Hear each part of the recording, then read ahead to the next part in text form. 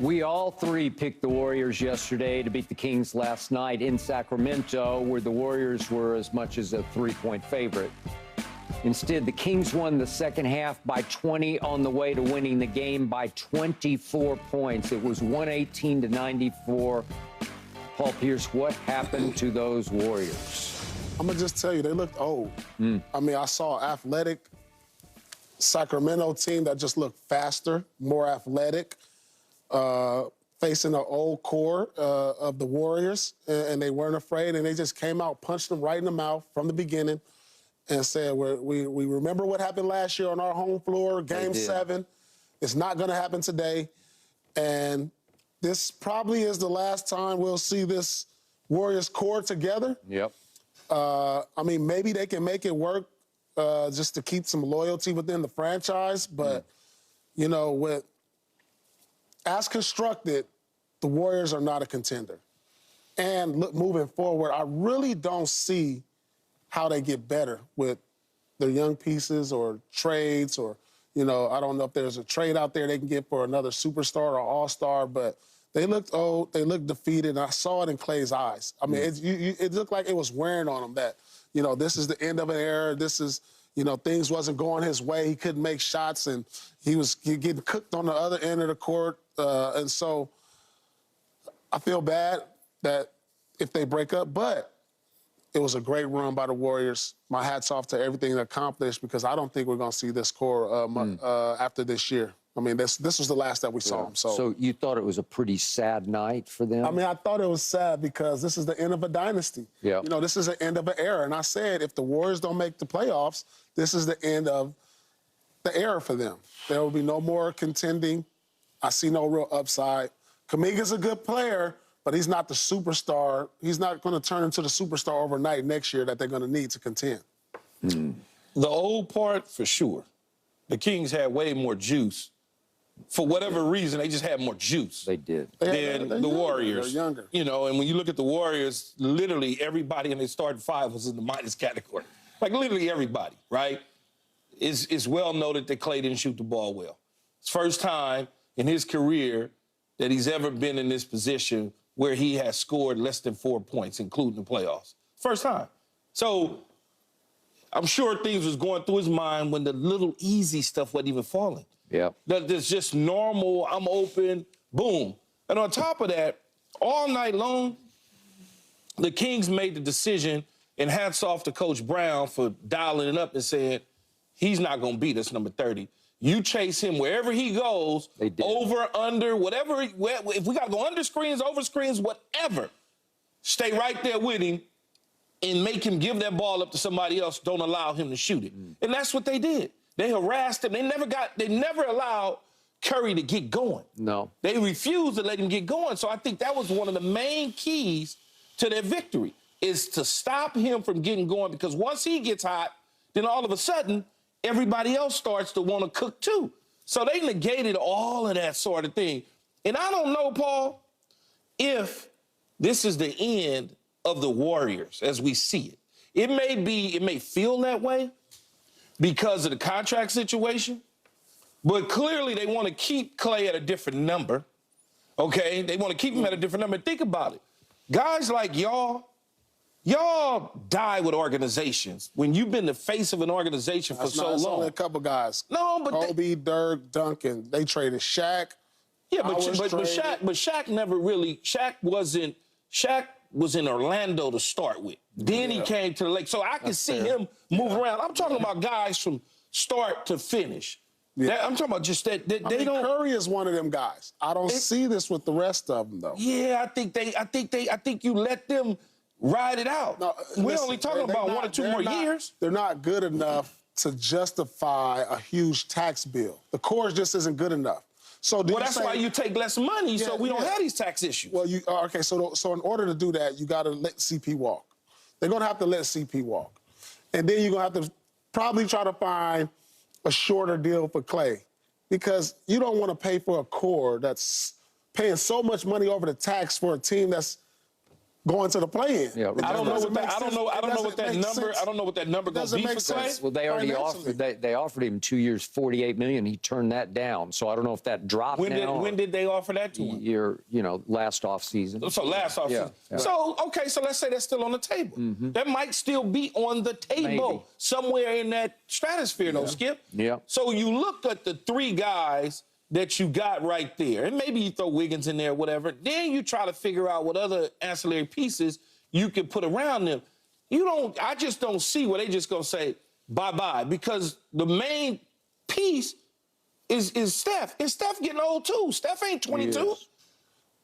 You might as well keep all that right there for the next couple years. I just think as Steph as your number one guy moving forward, it's going to be tough for them to contend. And that's asking too much of a guy who's 35, who's an aging superstar to keep carrying a load like this if you want to go deep into the playoffs. Yeah. Unless there's another superstar on the horizon that they can trade for, this Warriors as a core is not good enough anymore. But Yeah. it's so crazy because this same conversation I heard echoed in my ears a couple years ago. They're old, they're this, they're that, Klay's not the same. Then they went and won a championship. They did. They did. You It was know, actually 3 years Now ago. they're a lot older. It just- They're a lot older now. I know, but I heard the same thing, though. I just heard it. All right, before we proceed, I want to congratulate the Sacramento Kings because the Wicked Witch is dead. They had to go kill the Wicked Witch, man, and that was hard to do because the Wicked Witch went in there last year in Game 7 and destroyed them. And Steph hung 50 on De'Aaron Fox, who scored 16 points in that Game 7. This was huge for them because they did not have Malik Monk. They don't have Herter as one of their starters. And yet, I want to congratulate Keon Ellis, who I don't know that much about. But last night, you talked about young legs, fresh legs, energy, He was juice. dropping buckets. He was everywhere. He had 3 blocks and 3 steals and was all over the I floor. don't even think he was drafted. He was undrafted out of Undrafted. Alabama, Yeah, out of Alabama. Where he stayed for all 4 years. He was a senior starter Late bloomer. on an Alabama team that lost in the first round of the NCAAs to 11 seed Notre Dame. So he averaged 12 and 6 for that team. He's 6'6", weighs 175 pounds, and he's got lightning in his legs because every time I watch him, it's just he's a quick jumper. 175. Yeah. Blow on him, he'll fall. Well, that's what happened. But he was just all over the floor last night and all over the Warriors. And then Keegan Murray did a Steph on Steph because if he's going to make 8 threes, you're probably going to lose in He Sacramento. for sure looked like he wore a Warrior uniform That's in the what, past. yeah, if you drop 8 out of 13, it's going to be hard to win that game, and they didn't even come close to winning that game. All right, to Paul's point, I love Klay Thompson. I have really enjoyed watching him play, and that was hard on my eyes last night to have to sit and watch that, to 0 for 10 and 0 for 6 from 3, because you can make a strong case he is the second greatest shooter we have ever seen. Without a doubt. Because sometimes I just call it up for fun on the internet and watch the 37 points he scored in the one quarter, and they're all catch and shoots, just pew, pew, pew, pew, pew. It just, I think he dribbled like 5 times in the quarter and scored 37 points. Paul, how hard is it to score 37 points in a quarter? Dribbles. It's ridiculous. That's how great a shooter he has been, but he looked old and slow last night. And by the way, in their glory days, he would take the toughest cover on the other team. He was always their primary defender on whoever it was. Well, it didn't look like it last night. So, Steph can only carry you so far when he's 6 feet 3 inches tall. I mean, there's only so much you can do. He's not 6'7" like Paul is. Or Kobe was, or like LeBron 6'9". You can do more. You can have more influence on the game than a 6'3" point guard can as great a shooter. I thought Steph played pretty well, but he was about the only small bright spot that they had. I mean, he didn't get enough shots, turned the ball over. Yeah, he didn't get enough Ball shots. over. Yep, he had 6 They harassed him turnovers. all night long, Skip. They were not going to They were allow not him. gonna allow him. Not at all. And Draymond just was quiet last night to me, sort of ironically Thought he was going to get quiet. kicked out early. Yeah, I did too. Boy, he was going at the refs hard. They let him get away with a lot. But then he just kind of went quiet and didn't have much impact because he's an aging player also. So it just looks like age and attrition, man, that they just didn't get much from anybody. So, yeah, so what do? I mean, do you keep Klay on a smaller deal? He didn't take the small deal. You keep Klay. Yes. So how do they get better from because here? Klay, the problem that we and you and me and Skip and everybody else, we're looking at Klay. We're not looking at compared to the rest of the league. We're looking at Klay. So when it becomes compared to the rest of the league, we go, it's not the same guy. By all standards, though, Klay actually had a decent season, but because it's Klay, we look at it and go, it's less than what it should be. Yeah. So you bring him back on a whatever team-friendly deal, a little more than what Grayson Allen got. You give him $22 million a year. Grayson Allen's probably got 17 a year. Yeah, 18. 17. So you pay him a little bit more than that. I can't speak on his money if he'll accept it or not, but you pay him more than that. You bring him back. You maybe you move Chris Paul. Maybe you sign Chris Paul, and then you move him. They gotta let him go. He got an option, a player option, a team option, and they gotta let him go. I'm saying, but can't you re-sign him? You don't want to keep getting older. I'm saying, can't you re-sign him? Who's gonna pick up Chris Paul? It's only one team we'll take him. that'll take him.